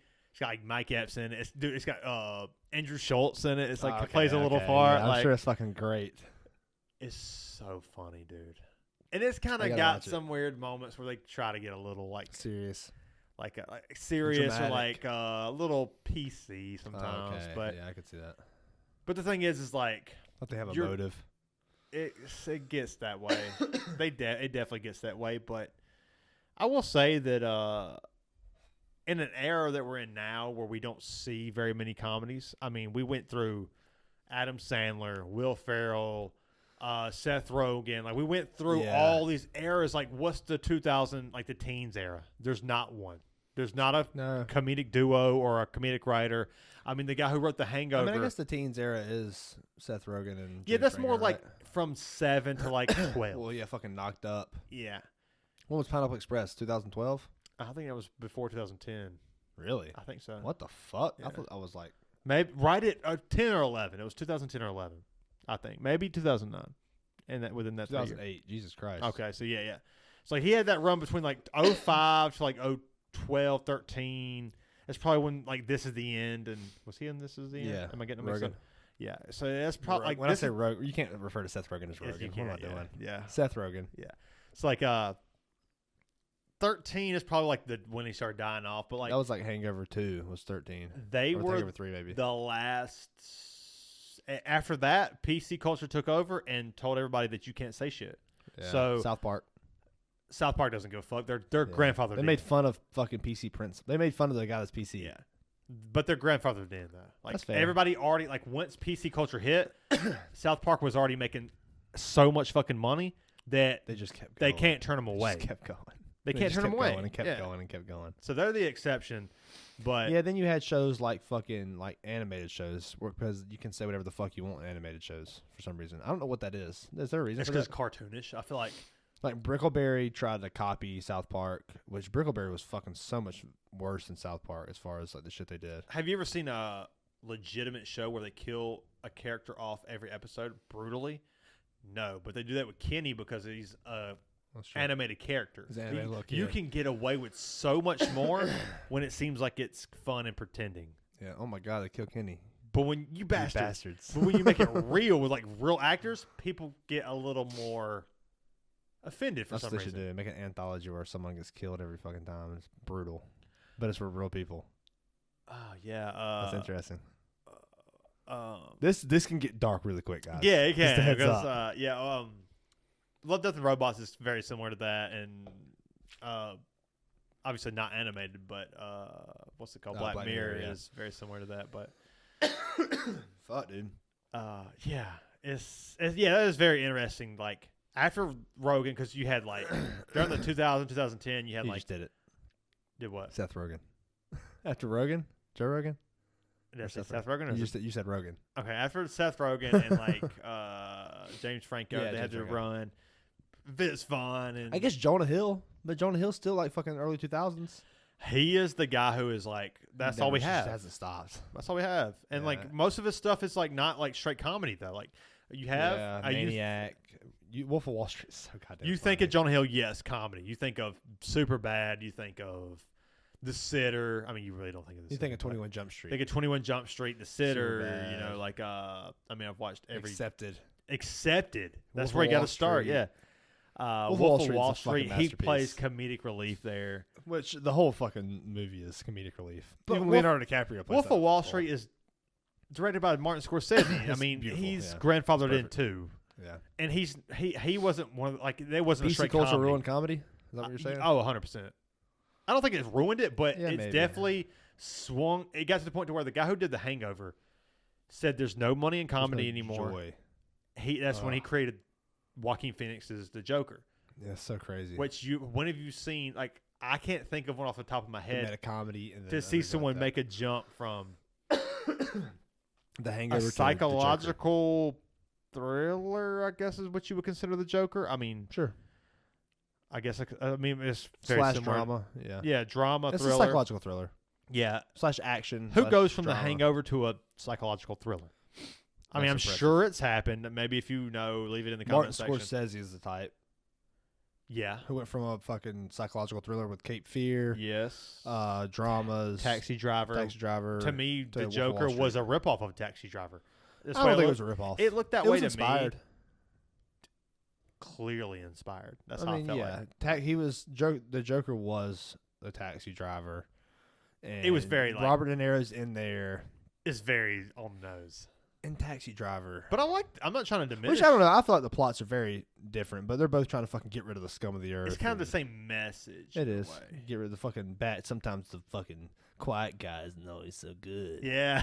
Jesus Christ. It's fucking incels. I know, dude. But both of them are great movies. Yeah, both of them. I really liked Joaquin Phoenix in this. I did too. I'm excited for his the next film he's got coming out. What is it? I actually don't know. I can't think of it. I'm trying to remember. I gotta pull it up. I think it's a. He's good though. He's a great actor. Damn it, I can't think of it. How do you spell Joaquin Phoenix? It's with a J, I think. It's like Joaquin. Joaquin. But Joaquin. Oh, Beau Was Afraid. That's fuck. It's a horror / drama film with Ari Aster. It's I forget who the fuck is Ari Aster? Is that Ben Aster? No, I'm thinking. No, that's A24 Films. Okay. Yeah, Ari Aster is the film director who did Hereditary. You know, it's funny when I know A24 Films. A24 Films is one of those that I will say I get excited. I've never been more excited for something that I'm on the fence about. Yeah, Beau is Afraid is a horror drama. A24 Films, Joaquin Phoenix. It's gonna be great. I'm sure it's gonna be fucking awesome. Sure it's gonna be good. The thing about A24 Films is like they're hit or miss. Either you fucking love it or it's just not for you. But man, they got for me, they got something some bangers. Yeah, they got it going on. Yeah, you didn't really care for Hereditary though. I didn't. Me and you were watching. I respect. Nah, I don't think I want to. It's long. So long, dude. It just got to the point where I was like, all right, let's get to the fucking point, dude. Like, yeah. You know, spoiler alert if you haven't seen Hereditary. Big spoiler alert. This is a huge spoiler alert. If you want to watch Hereditary without getting spoiled, which I highly recommend, then tune out. Skip forward a minute. But when she gets her head knocked off from driving in the car, so good. That's was so fucking cool. Best scene in the movie. Best scene in the film. That had me hooked. I was like, fuck, I'm in. Like, yeah. I'm and in. It was like 30 minutes in, right? And it's like 30 minutes in. Yeah. Probably before Toni Collette's a fucking phenomenal actor. Very underrated. Yeah. That's probably her best acting performance that I've seen. And even then, I felt like the son's performance was very fucking boring. Vanilla, yeah. I thought the husband didn't have any chemistry with Toni Collette's character. That's fair. I thought he was very boring. He showed no interest in... It seemed like he had a very laid back perspective on the craziness that was going around him, and I felt like it went on too long. I was like, I was hooked with the telephone pole scene, clipped the sister's head off, and the ants. You remember the ant? Oh yeah, the next day. It was the next day when the ants are piled up on the head. Except that's not how it would have been. It would have fucking... maybe it would have been. It probably would have been. The head would have probably still been there. It probably would have been buzzards more than ants. It probably would have been busted in fucking half. I'm talking about the head. Oh, yeah. It would have probably been picked apart by buzzards, too. I mean, the head itself, if you hit a fucking telephone pole in a car... Yeah. Your head might not even come off. I don't think your head will come off. I think it's coming off. 30 miles an hour? For sure. You know the grip? Do you have your seatbelt on or not? I don't think it matters. I think it's coming off. Yeah, maybe. Think of the grip of wood, the solid, dry grip of wood. I don't think the grip matters. Give me something that doesn't have grip. Going 60 miles Give me something that doesn't have grip and you hit it. It's the same impact. I feel it's the same concept. Yeah, but the grip. It's coming off. It's coming off. You could have a fucking oiled up piece of wood. It doesn't matter. Your head's coming off. It's coming off. Exactly. It's coming off. It's going to fucking a lot. It's going to be like a watermelon. Oh, it's going to be watermelon, but it's coming off. It's going to be like half of your head left. I mean, it's going to catch and pull, so it's coming off. You're going 60 miles an hour, 50 miles an hour. Yeah, that's right. It's coming off. Yeah. But let's test it. If you skip forward a minute, here you are. What's up, guys? Hi, welcome into the minutes. Those 2 minutes. Was it? Yeah. Welcome back, guys. We're back. Yeah. Hey. Hereditary was one that I understand why people liked it. I get it. Yeah. It was different. It was a lot different. It was different, but that's how A24 films are. But that was like an introductory to A24 films, I feel like. It was. It really was. Yeah. Wait, The Witch. See if I'm pretty sure The Witch. I know. Probably same year. Either the same director or same production company. No, The Witch is but they might have produced it. Because A24 Productions, I think, is a production company. The Witch was like 2015, but I don't know if it was I fucking love The Witch. I've never seen it. It's the first time we ever seen Anna Taylor-Joy. Very young. She looks like A24. Okay. Yeah. So same production company. The Vavitch, you mean? So good. Such a good fucking horror film. Yeah, I need to watch it. I'm a big fan of Anya Taylor-Joy. I am. She is a top actress, like female actors. She's up there for me. She's top 5. They want to be called actors now, right? I guess. I said that right. I would think say. You told me that. I guess that's what I said. I said she's top female actors, or I mean, she might be like top 10 favorite actors for me. All it takes is one performance for me. The Queen's Gambit. The Queen's Gambit got it, and then I've watched it. That's good too. The Menu was really good. Yeah. I really enjoyed it. And it's one of those movies where it seems, I don't know who produced it, but it kind of reminded me of an A24 film. Let's look it up. We'll see. Yeah, I know it wasn't them because it just wasn't shot, and the contrast and the color schemes and shit wasn't the same. But I don't think that was an A24 film. What the fuck is Scott Frank? That's who directed it. I really liked it. It was fucking awesome, dude. And if someone told me that, oh, you've seen it? You haven't seen. Oh, I thought you were talking about the Queen's Gambit. Oh, well, yeah, but and then people who told me they didn't like it, I also understand why they didn't like it. Talking about the Menu. Okay. It was definitely. I think it got like 80% on like Rotten Tomatoes and shit, and like, I think it's one of those movies that is definitely worth a watch. It's not going to be your favorite movie, but it's fun. It's it keeps you on the edge of your seat. I can see that. And you get a great acting performance from Taylor-Joy, as you always do. Always, yeah, she's awesome. fucking phenomenal. She's amazing. And she's actually like really big right now. She's like taking off. She's fucking blowing up, dude. I told you the other day, me and Gabby went into like some fucking makeup thing, and she's modeling for makeup. Like, that's awesome. That's fucking. She deserves that. She's the new hotness right now. Oh wow. The same guy that did The Menu. He did some movie called Succession. He did Game of Thrones. He did Shameless. Oh, there you go. What the fuck? Surely that's not. He didn't do all of those, right? Mark Mylod is known for Succession, Game of Thrones, and Shameless.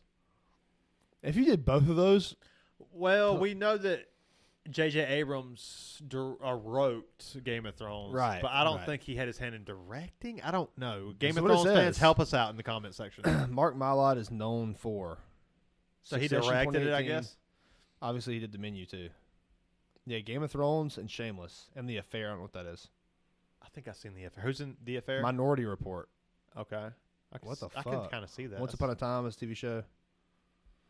Wow, that's impressive. It is. It really is. That's very impressive. I didn't know he was. I've never heard of him, or his name, anyways. Yeah, I can't remember his name. Yet. I mean, I've watched every one of those except for The Menu. I was talking to. Shout out to the Liberties. I was talking to Danny the other day, and that's a fucking free ass name. That's a badass name, dude. Last name Liberty. That's fucking cool. And the dad is Rocky Liberty. Dude, that's fucking. That's awesome. fucking America. It doesn't get any better. It doesn't get any better. Rocky Liberty is your fucking name. That's so cool. I just want to like become a fighter instantly. What? Yeah, become a fighter is definitely for America. Yeah. Rocky Liberty. That sounds like a fucking WWE guy. Doesn't even sound real. It seems fake. It sounds like someone made up because it's cool as fuck. Yeah, exactly. That's it seems like a child made that up because it's cool as shit. That's fucking cool. Yeah, an adult would never make that up because it's too on the nose. Well, apparently an adult did make that up and call it. It was like, you know what? Let's name him Rocky. True. How old is he? Pushing 70. I don't know. Really? Yeah, 70ish. I was thinking like. You see him on the dance floor? I did. Yeah, I feel like late 50s, maybe 60 something. Surely he's not pushing 70. There's no way he's pushing 70. Oh no, he definitely is. Really? Yeah, I think so. Okay. I think so. I could be wrong. So you're telling me some people in like the 40s, the 50s, named a man Rocky Liberty. Fucking why wouldn't you? They had it figured out. They had it fucking figured out. That was before the Rocky movies were cool. Dude, I've never been more energized to fight somebody in my entire life until I watched the fucking Rocky movies. God, dude, they're so good. Dude, Rogan was shitting on them the other day because I can't watch it. The fighting scenes are so ridiculous. And I get it. If you commentate fighting and you know fighting like you do, for sure. You watch it and they're like just trading haymakers. I don't give a fuck. I don't give a fuck. It's so good. Joe Rogan can suck a fucking dick. Yeah, he can suck a dick, dude. I'll watch those movies all day long. Yeah. The Rockies are iconic. You know what you need to go back and watch is Jean-Claude Van Damme's movies. Jean-Claude Van Damme. Dude, Bloodsport. Dude, the kickboxer. Yes. Dude, Bloodsport all and the kickboxer, so good. So good, dude. So good. Yeah. The only problem with it is that is what? I know that you're say it. Well, it's like when you bring up Jean-Claude Van Damme, that's how he says his name. Yeah.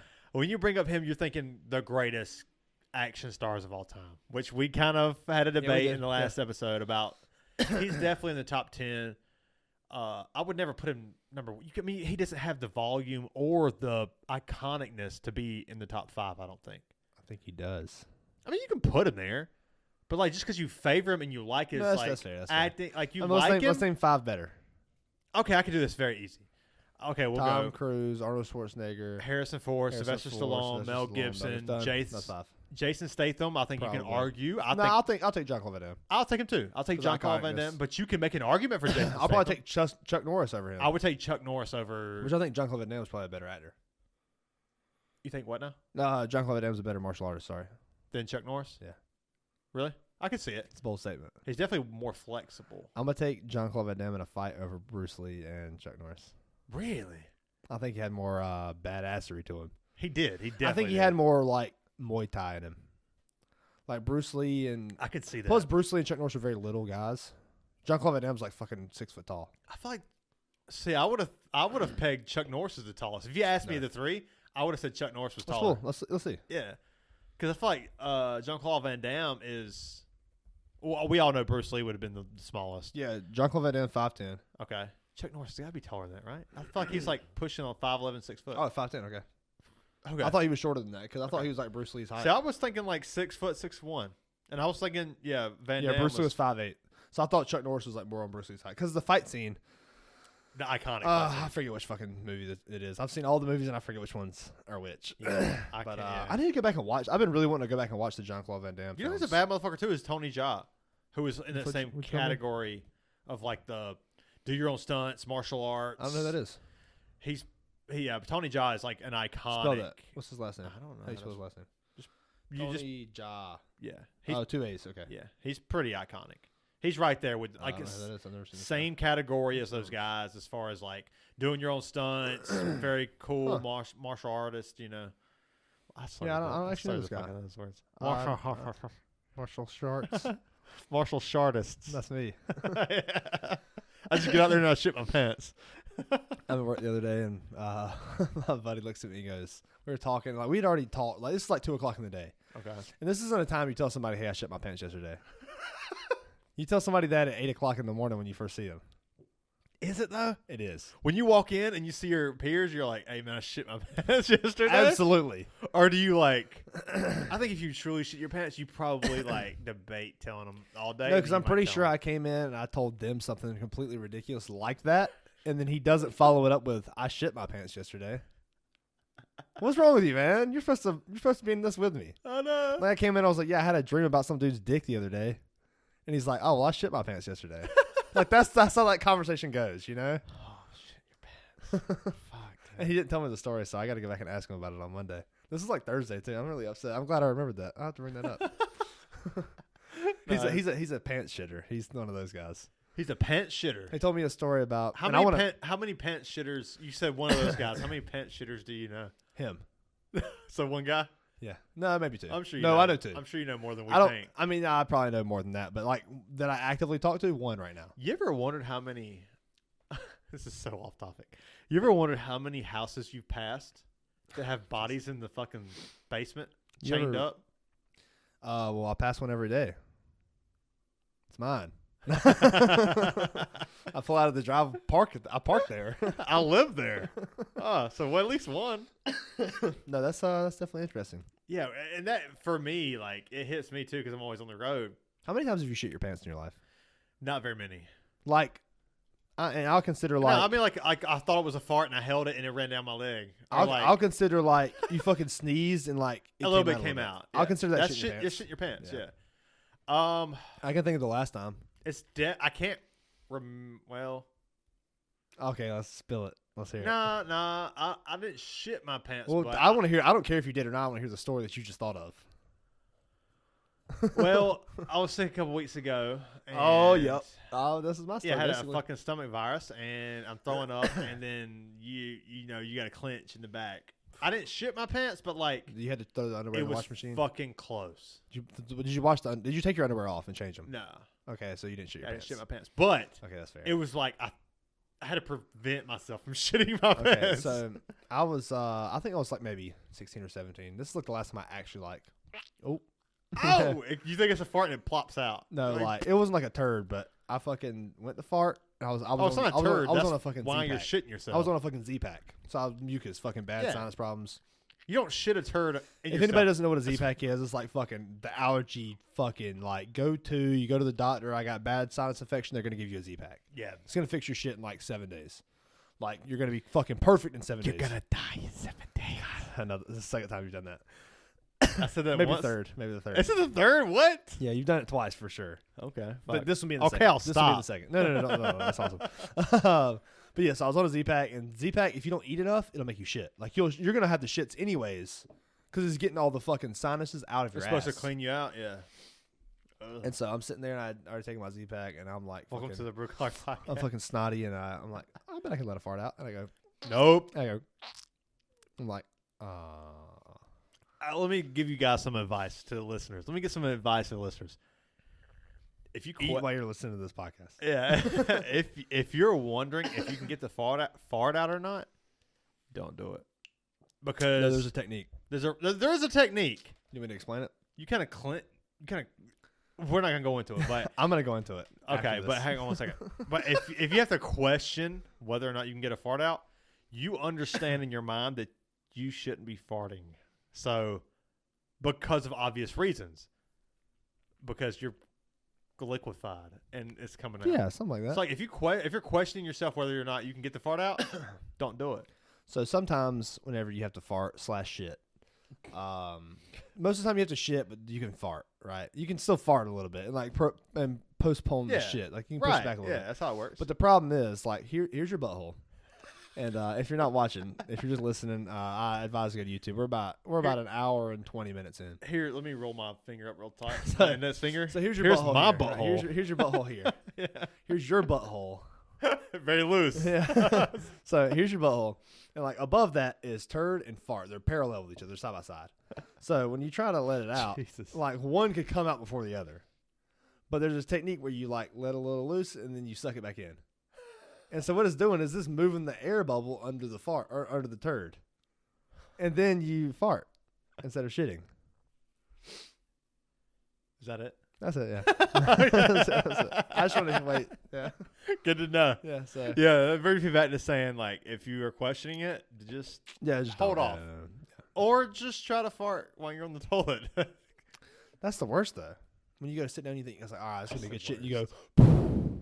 But dude, sometimes it makes you like it feels like it relieves some like indigestion shit you get going all the way up top. You know what the worst is whenever you sit down to do that and you fart and you feel a turd right behind it, but you just can't. You're just constipated.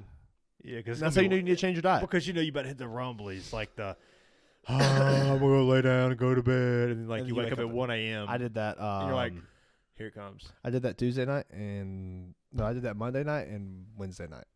You did? Yeah. Damn, that sucks. Which I woke up at like 4 a.m. on Monday night, but Wednesday night I woke up at Thursday night I woke up at like 12. Then I went back to sleep, and then I woke back up at 4. Let's pivot. For sure. How would you want to do this podcast? I don't know. I'm feeling good. Whenever you're ready to cut it off, we can. You want to take a piss break and get more beer? Sure. We'll be back, guys. We will be back. All right, what's up, guys? We'll be back. What's going on? How you doing? Cheers, How man. you doing? We was downstairs talking about music, Yeah, we was. So we was talking about like our favorite bands of all time, and I've talked about the Avett Brothers a few times on here. Yeah. A few times on here. Just one time. Yeah. No, a few times. Just a few one time. Yeah, a few one time. Yeah. So, but one song that's really resonated with me lately is the song "I've Never Been Alive," and the lyrics are "I've never been alive like I am now." By the Avett Brothers? Yeah. It's off of Magpie and the Dandelion. Dang. For some reason, I can't remember. I've never been song. alive like I am now. I've never been alive. Okay. Yeah. I got you. It doesn't. He pauses. It's like I am now. Yeah. I got you. I got that. Yeah, but that song really fucking it's been sticking with me lately. Yeah. I've never been alive like I am now. Oh man, like I was talking to you about my shower routine when I get home from work. This is my shower routine. I come home, I have every now and then I'll do like a shower beer, especially on Fridays. Like this is definitely like a Friday routine for me. I'll come home, I'll have a shower beer, and I'll throw on I'll go on like the Made for Yous on Spotify or like the rock albums or whatever, and I'll just try to find the songs I'll like fast, like a rapid fire, like let's get these like this. You ready to get it going? Yeah, you got shit to do after the shower, so you're trying to get it in. Yeah. So I'm trying to go. So like the other day it was like "Give Me Shelter" by the Rolling Stones, "Benny and the Jets" by Elton John, and then it was I'm trying to remember who else it was. It was like maybe you told me a second ago and I already forgot. Yeah, I can't remember, but it was like AC/DC or something. It was like All Along the Watchtower by yeah. Jimi Hendrix, and you just. Dude, there's something about those classics, man. Like they always hit. Like they never fucking miss. Yeah. Like that's how good of music. Like the 70s, like from 67 to like, I mean, 65. honestly, I could 65 for sure. From like the Beatles, really, but I'm saying 67 because of Jimi Hendrix. That's when I started getting into like, well, not in 67, but like that's where I kind of connect good music too. Is like 65 does have like roots. But yeah, I would say 67 and 69. That's like either one of those. I would 67 and 69 was the 67 greatest. is 71 and which Hendrix album is 67? Yes, 71 and 72 was amazing run too. But then 77. The greatest run was definitely between 67 and 72, probably. A very close person that I'm around. I don't want to spoil it because I want to have them on the podcast, and I don't want anybody to be expecting this, but they are passionate that 1977 is the best year of music. Okay, and I'll let them talk about that. I know who you're talking about, and I'll let them talk about that whenever they get on here. Yeah, very interesting. It's gonna happen. They're gonna be on here for sure. 1977. I can't think of really what came out then, but I know this like a bunch of shit we love. But man, I don't know if I said this the other day, but I forget where I was, but Stairway to Heaven came on. It's a masterpiece. It's one of the top 5. I always skip Stairway to Heaven if I'm listening to the album. I don't skip it anymore because I never search it God out. Damn, it was so good. It's a top 3 or 4 song ever so created. Good. It might be the greatest song ever. To me, I'm going Freebird. I think Freebird is Stairway to Heaven's better. I'm not going to argue with you. I think Stairway to Heaven is right there with it. So all right, so what's the top 3? I would go like Stairway to Heaven. Like for me, I know my number. I know my third one. It's Freebird and Stairway to Heaven are in the top 3. When you're in, what's the other one? When you're in a live audience and everyone's chanting Freebird and it's like fucking A Day to Remember. It's like we've gotten to the point where Freebird is the song, like the greatest song ever. Fair with it. I'm okay with that. Stairway to Heaven is one of those. Like I need so much influence from a song. Like what brought everybody in to the song and influenced music in the most way. Yeah, for sure. That's there. What's the third? That's the top. That's top 3 for sure. Those two are top 3. Yeah, like those two come to mind. What's the other one? Wish You Were Here by Pink Floyd. That's not the Pink Floyd song. It's Comfortably Numb. Comfortably Numb is another one. It's the greatest guitar solo of all time. It's up there. I would go, for obvious reasons that I just talked about, I would go Freebird is the greatest guitar solo of all time. But I think Comfortably Numb is top 10. It's up there. You can argue that. I think those are the best 3 songs of all time. Maybe Hotel California is the top 5. Hotel California is another one, dude. It's fucking one of the greatest solos of all time, one of the greatest songs of all time. Yeah, what else would you put in that category? I mean, that's top 5 for those. I'm thinking of like different bands. Like One by Metallica. Dude, One by Metallica is one of the greatest songs of all time. It's one of the greatest songs ever written. It's probably their greatest solo. Yeah, it's almost iconic. Like, yeah, it's hard to pick a greatest Metallica solo because I start thinking of like Blackened. I start thinking of the reason I pick One is because I mean, obviously the iconicness is so iconic. One was their most iconic song.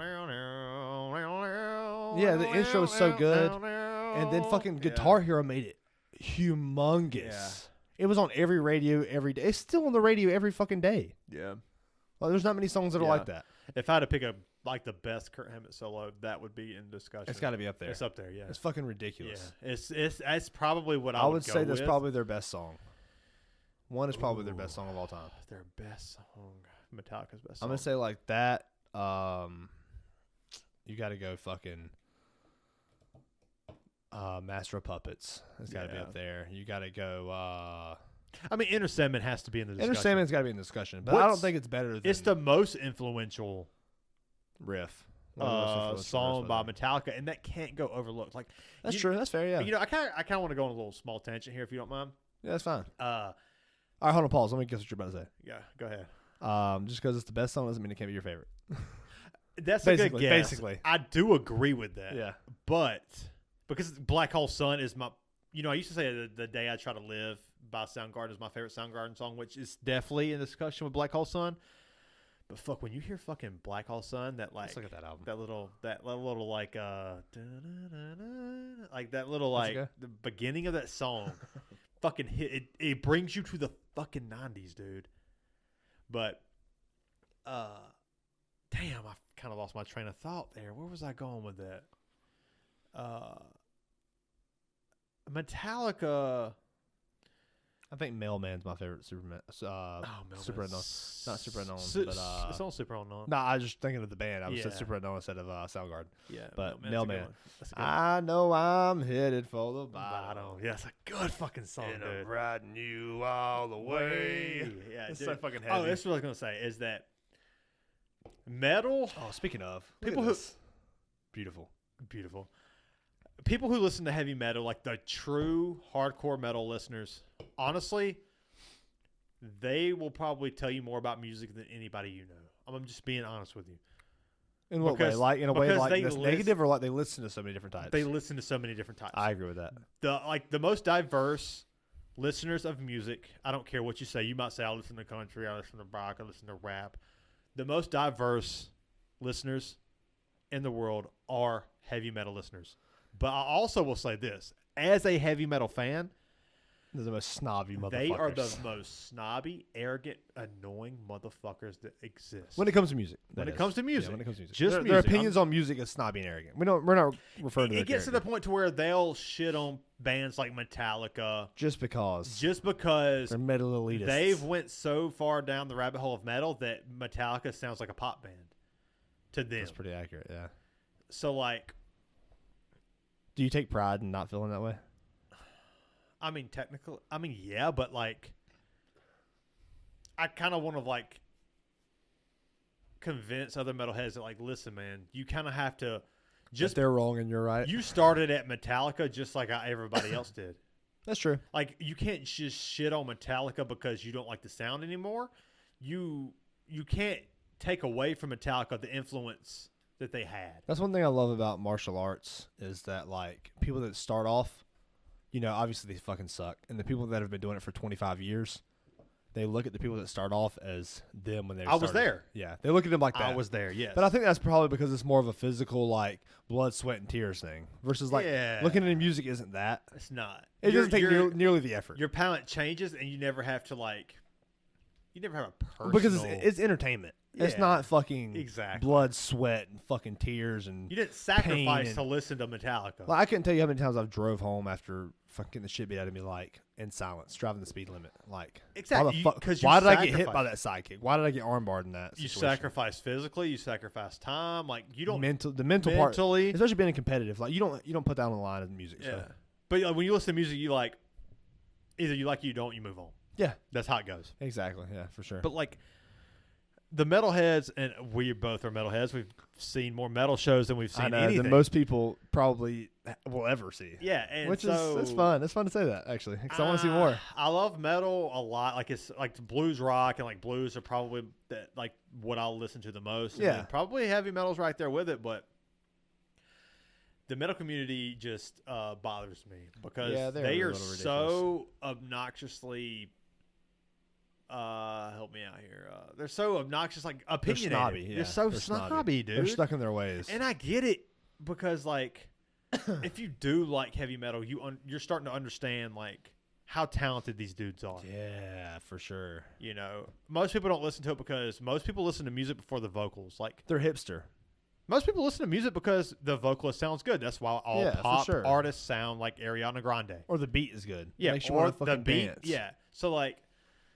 That's most people are like, I just want to like have a good time, groove to like a good. They don't want to listen to the lyrics, and they don't want to listen to what the guitarist. Some people do, yeah, but they don't listen to like the music aspect of things. Yeah, for sure. Like, would you rather you only listen to like instrumentals, or like you get to pick, or you get to listen to like some of the greatest vocalists of all time? Does that make sense? Like, are you asking me that? I'm asking you.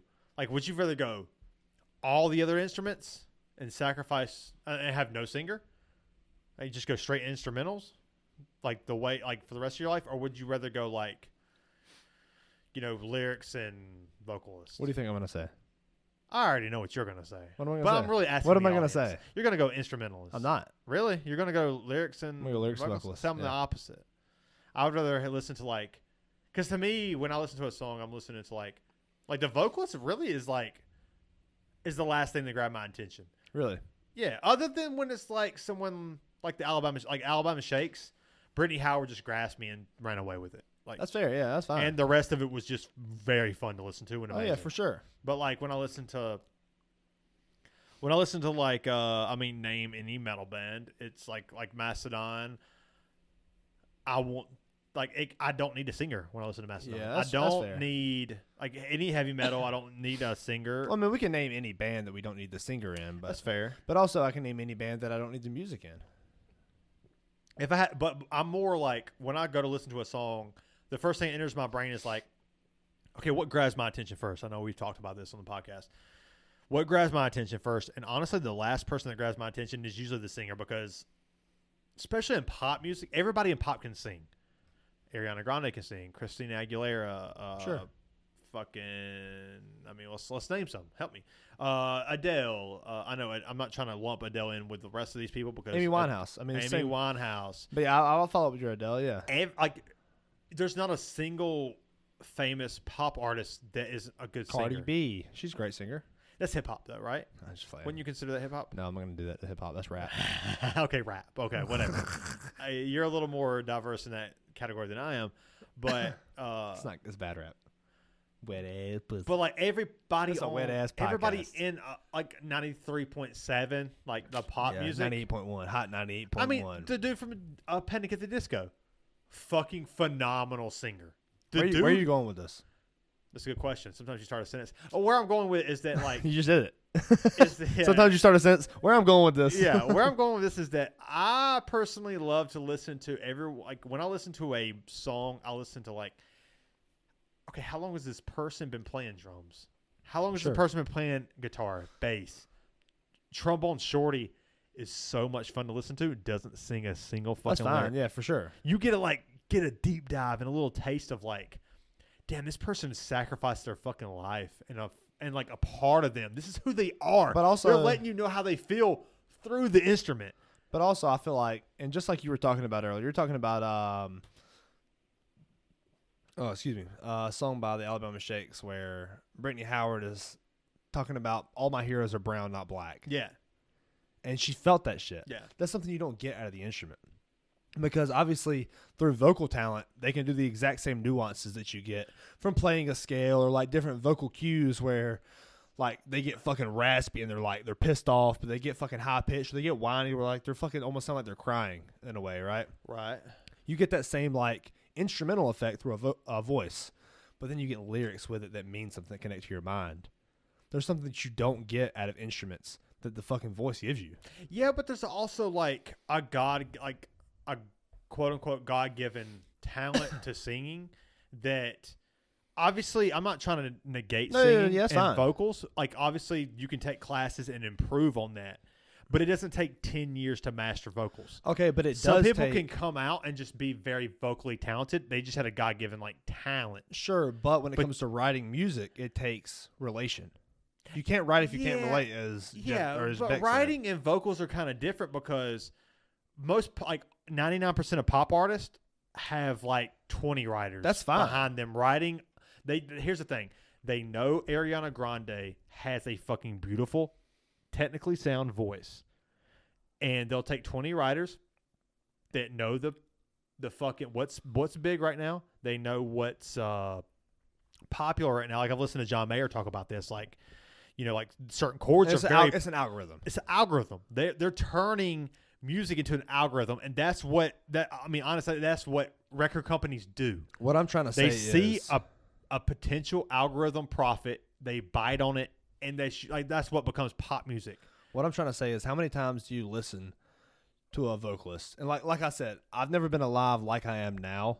How many times do you listen to a guitarist and feel what those words mean to you? All the time. But do you? I know you're not looking for that. But you get what I'm saying. I'm being honest. But you get what I'm saying. Like, how are you going to listen to you're not going to listen to a guitar player. He's playing his heart out, and like you can feel whatever he's feeling at the time for sure. There can be so much feeling in a guitar. Sure. But when someone spills those words out, and it's the agglomeration. Well, putting the whole band together. What you're saying is basically like being able to talk helps communicate. We communicate by talking as human beings. So like that's automatically going to give you a higher standard of understanding between music because I'm talking to I'm telling you how I feel. English, yeah. They don't speak right. You can't speak David Gilmour shredding on Comfortably Numb because it doesn't have words. But to me, I see we all know that. Help me out. Why can't I think of Rage Against the Machine? Tom Morello. Tom Morello sat in his college dorm 8 hours a day perfecting his guitar to sound like turntables. Oh, yeah, that's amazing. The lazy way out would just be go get some turntables. Pay the money, go get some turntables. That's not what he created. Well, he felt a connection to the guitar. A connection to the guitar and created that. Like, for me, I don't think that exists in the vocal situation as much as it does in the instrumental. I think that I agree with you 100%. You can be gifted a great voice, and you can't expand it as much as you can your talent on an instrument. Oh, that's fine. I 100% agree with you. I think the biggest thing for me is that being able to relate to a person. Okay. Being able to write those words that so many fucking people have felt and thought and like everything. Because nothing, it's just like there's so many people, it's so easy to feel alone, right? For sure. Like, for sure, a guitar riff, like fucking the way someone just bends the strings on the guitar. Like, David Gilmour is the perfect example of feeling in a guitar. Yeah, John Frusciante is one of them. I mean, we can name multiple. But really, David Gilmour is the one that stands out the most. He is the one that he hits those slow bends that, like, it makes you like, God damn. He has highs and lows in his playing. Like, Buckethead is another one like that. Yeah, you listen to Soothsayer and great instrumental, yeah. I feel like without vocals, you're missing the lyric. Like, if you take the song Comfortably Numb or Freebird or any of those fucking greatest songs of all time with the solo, and you take the lyrics away, those solos lose so much power. You think so? I think so. I don't. But I also think if you take... They definitely lose power for sure. But I also think if you take Freebird and take the fucking main riff away and you just add the lyrics, it's not nearly as powerful either. Yeah, try to picture Freebird without the riff. It's definitely a group effort, but I think personally, I agree with what you're saying 100%. Like, if you take anything away from a great song, it's going to take away from a great song.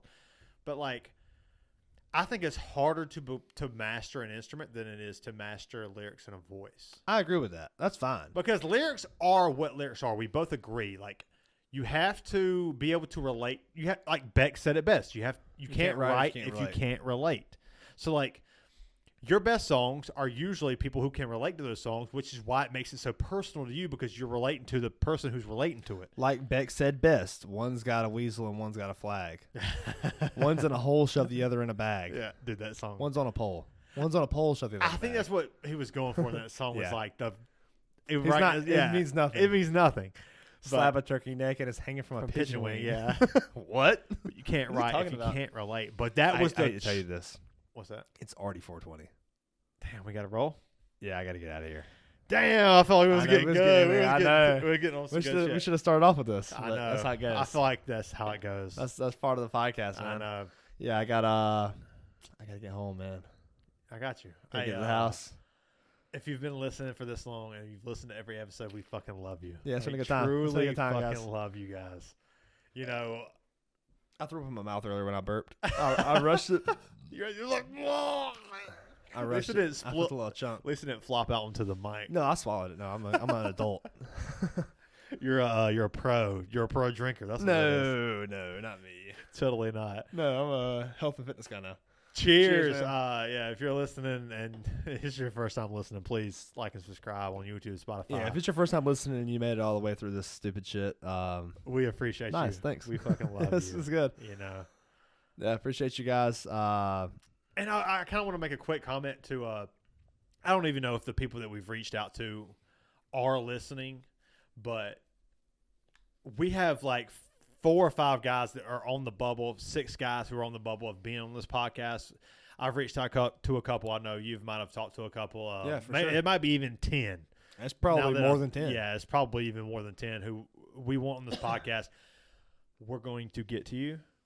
We're trying our best to get to you. Yeah, schedules are hard with us and with y'all. Yes. So we're going to get to you, and we've reached out to you. There's even some of you that we haven't reached out to who are on this list. Oh, absolutely. So we're excited to get these people on and progress the brew color, the culture. For sure. It's such a good time, man.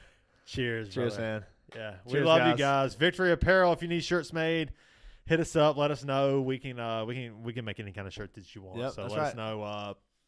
We'll see you guys next week. Yeah. Cheers, brother. All right. See you guys.